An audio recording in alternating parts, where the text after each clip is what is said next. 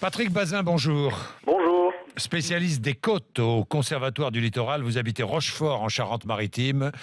Patrick Bazin, l'érosion se poursuit. C'est un phénomène naturel millénaire qui s'est aggravé ces dernières décennies en raison des activités humaines.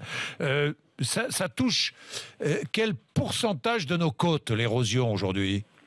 Globalement, on estime que c'est de l'ordre du quart des côtes, notamment les côtes sableuses et les côtes basses, qui sont soumises à ces phénomènes-là, oui.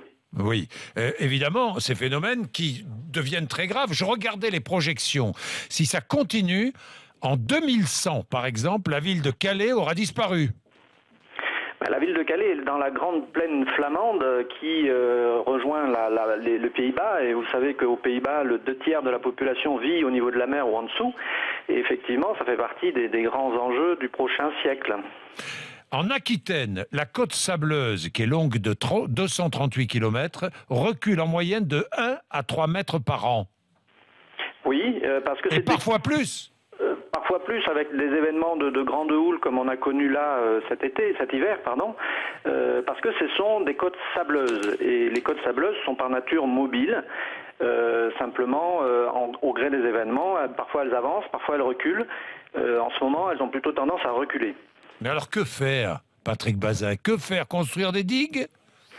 On peut construire des digues à certains endroits lorsqu'il y a beaucoup de construction et que ce sont des endroits très difficiles à abandonner.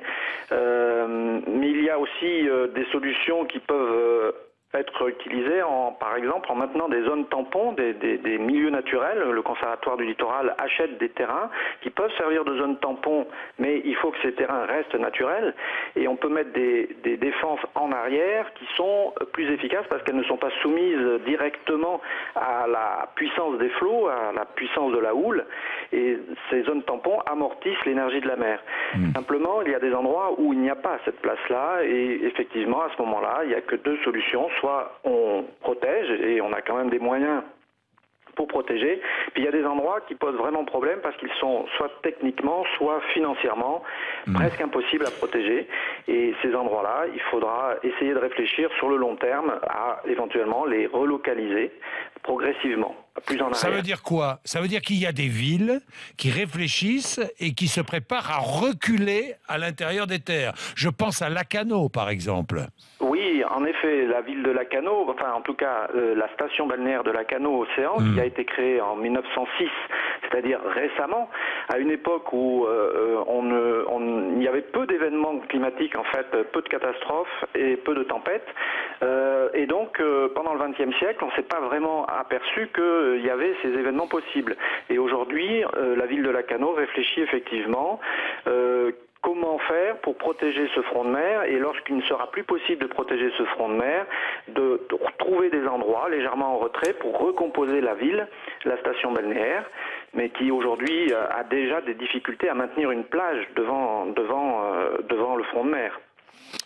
La région la plus touchée, c'est l'Aquitaine, devant Poitou-Charentes, l'île de Ré notamment. Alors l'île de Ré, ce sont des zones basses, et les îles, plus particulièrement l'île de Ré, l'île de Noirmoutier, sont effectivement assez exposées et bénéficient malheureusement de cordons dunaires assez étroits, qui sont effectivement difficiles à protéger. Mais il y a sur ces îles également ce qu'on appelle la culture du risque. Les populations ont souvent conservé depuis justement des millénaires la notion du danger que représente la mer, et cette culture du risque est également sans doute la première chose à essayer de récupérer dans les endroits côtiers pour, si les événements arrivent, au moins y être préparé et pouvoir avoir les bons réflexes. Merci à vous, Patrick Bazin. Merci. 8h17, et là je vais demander